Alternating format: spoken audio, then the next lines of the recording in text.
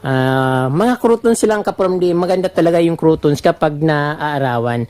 So kahit hindi mo alagaan, basta naarawan siya, ganyan ang dating niya.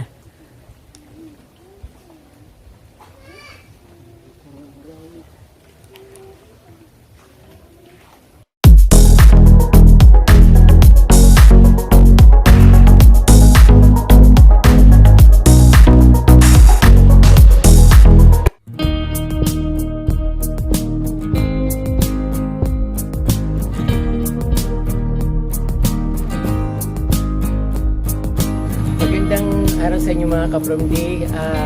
Ngayon po ay ikikwento ko lang po kung bakit ako napunta dito. So 3 years ago pa lang po ako dito nakatira. But yung nanay ko, yung kapatid ko dito na talaga nakatira. Kasi alam niyo naman palagi ko paulit-ulit na sa Manila po ako tumanda at nagkamalay. So ngayon po ka-from day, nung first time kong pumunta dito, nainlove ako sa lugar kasi nagagandahan ako. Feeling ko napaka maaliwalas tingnan. At yun nga po, kaya po ako nagkaroon ng kubo dito. At the same time po, gusto ko rin po yung mag-business sana dito, yung parang bakery ba, dahil nagandahan ako dito. At syempre, ayun, yung lugar po napakalinis.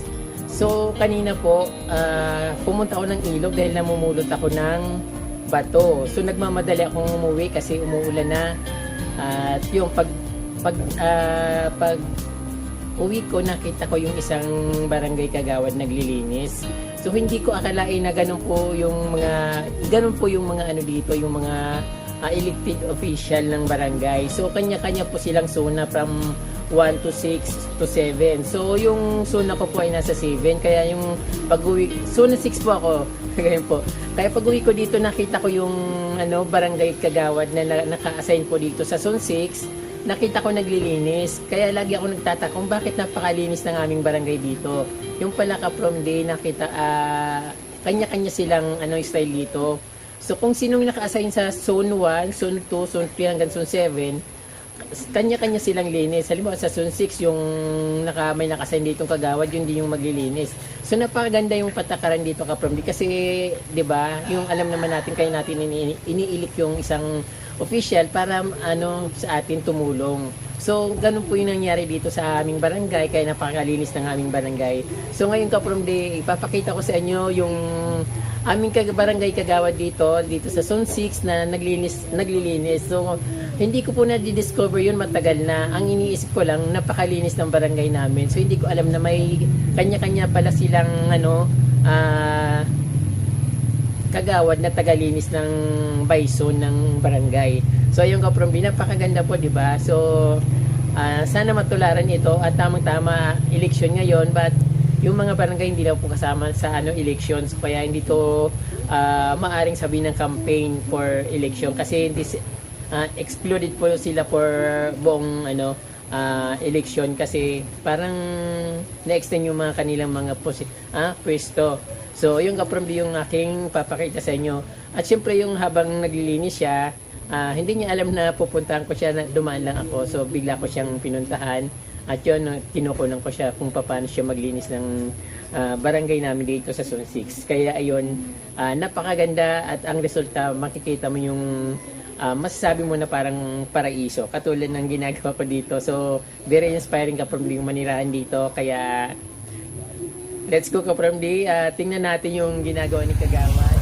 So ito nga po ka-from day, nachimpan ko naglilinis si Kagawad. Ang tawag namin dito is Manay Van. Si Kagawad Van. Kagawad, bakit po kayong naglilinig digdi sa sa street natin, sa kalsada? Kasi napapansin ko pag umuwi ako dito sa probinsya, dito sa Barangay Gubat, napakalinis. So bakit po sobrang linis samantalang sa ibang barangay nakikita ko madumi? Tapos dito pagdating ko sa Gubat, yung nafe-feel ko yung titira ako sa isang paraiso na napakalinis. At ang gaganda ng mga bakuran. Simple yung mga bahay pero sobrang linis ng mga kalsada. So wala po ba, ano po yung ginagawa niyong paraan para maglinig? Hindi po ba kayo nagtatawag ng mga mga kapitbahay para maglinig dito sa kalsada? So kayo po yung mismong gumagawa? Iman po ang sumuyang napakwela ka sa mga kasungkan diri sa mga barangay na kami bilang sa barangay official kami po magserbi din sa mga barangay.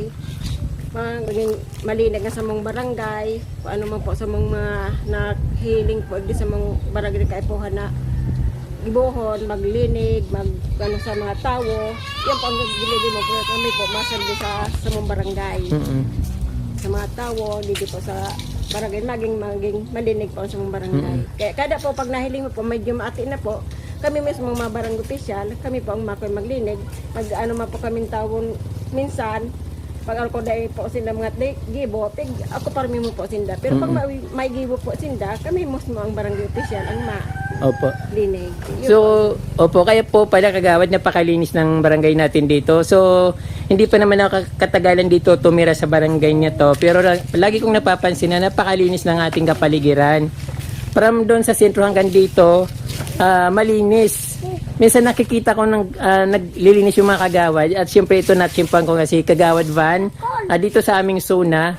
So ito hindi na makatiis kasi talagang na-amaze ako sa mga ginagawa nila. At naayos nila, namimintin nila yung kalinisan dito sa aming barangay. Katulad nito sila mismong gumagawa at naglilinis ng mga kalsada dito sa amin. So hindi na kailangan ng mga tao para linisin yung kalsada. So sila mismo yung gumagawa, yung mga barangay official dito kagawad. Ayan po. Ayan po si Kagawad Manayban. Maraming po salamat sa unlock sa pag-interview ko sa Emodigde para i-feature ko yung barangay natin na napakalinis na nagmumukhang malaparaiso. Salamat po. Ayan po si Manayban. Salamat po. So, tingnan nyo naman ka-from yung mga ano dito. Yung, dahil walang naglilinis dito, ang tinawag niya yung mga pamangkin niya at syempre yung kapatid niya. Ayun.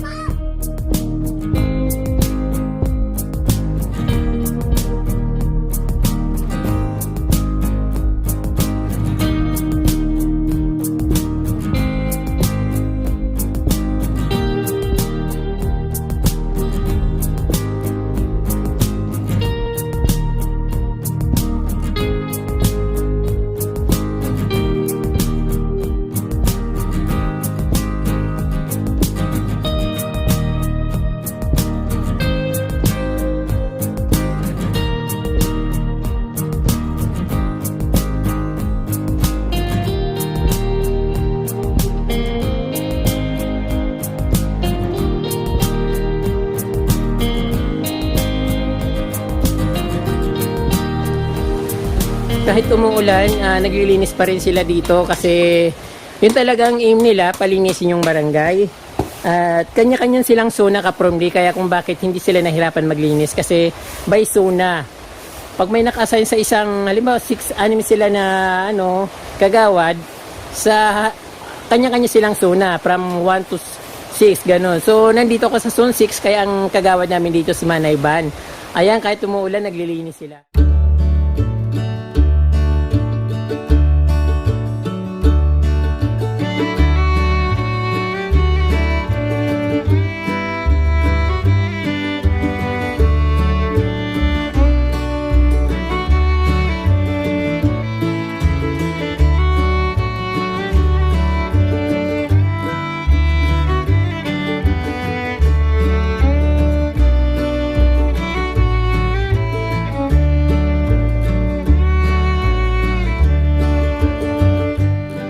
So, ito minsan-minsan na lang binubuksan kasi nagkasira-sira na ng bagyo dahil madalas yung bagyo dito. Wala naman sigurong budget yung barangay para ipagawa ito, kaya itong nangyayari dito sa amin.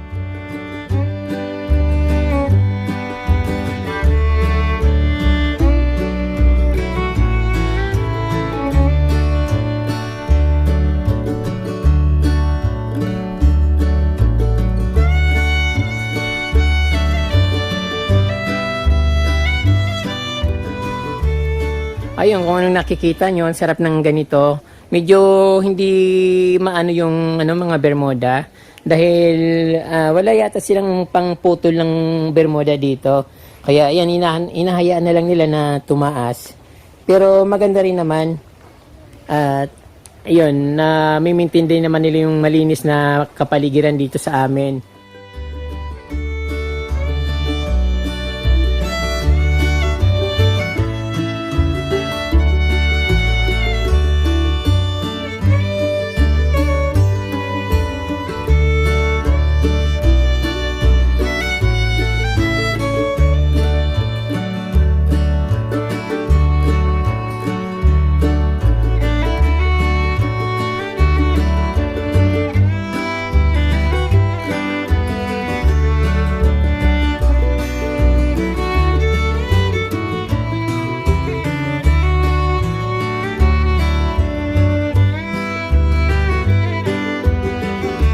Pag may pasok yung pag may feeding day dito, so maraming tao dito, yung mga bata, mga magulang ng bata, yun nandito sila. Kaya ayun, hindi masyadong naayos pero maganda pa rin.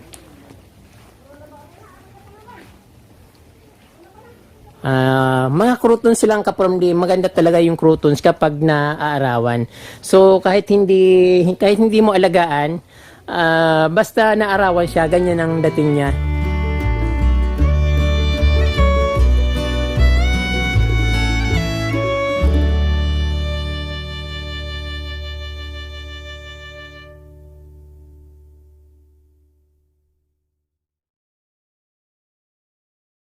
Kapag may mga galing Manila ka from dito sila tumutuloy. So ginagawa nila itong anong tawag doon? Quarantine facility.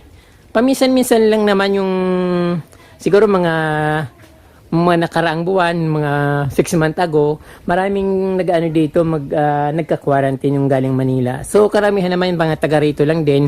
So dito dinadala ng mga barangay official para mag-quarantine. So mas maganda dito, nakaka-relax at napakaganda ng scene. O yung mga nakikita nyo. At yung croutons kaprom di talagang di matatawaran yung ganda niya. So ngayon medyo tumila na yung ulan. Dito naman ako sa labas. So kaprom di medyo napabayaan na ito ng konti kasi dahil nga walang pasok. So hindi masyadong naasikaso. Kaya ito ginagawa ulit yung dito yung bakod. Kawayan lang naman ang ginagawa dito.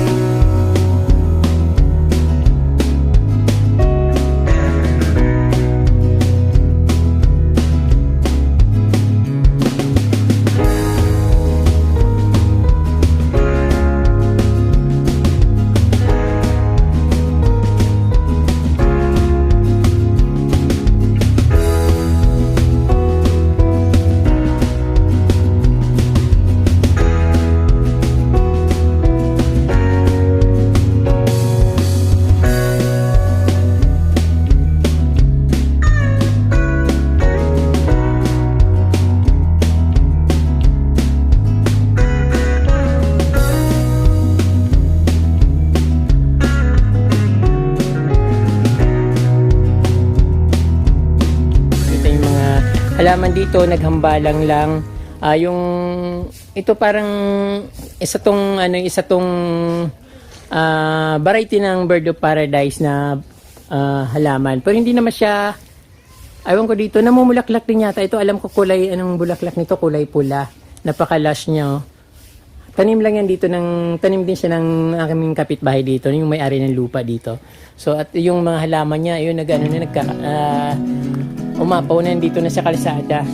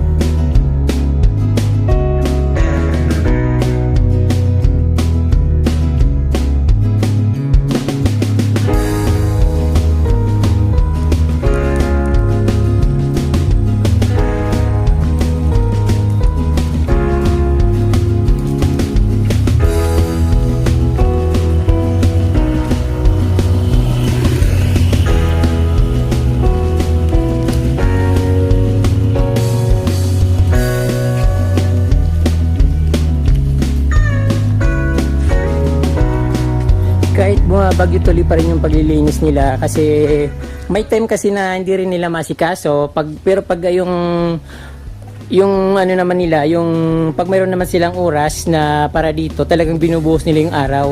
Kahit bumagyo man, umaraw, talagang ibubuhos nila yung paglilinis dito. So ganun sila dito sa Barangay Gubat.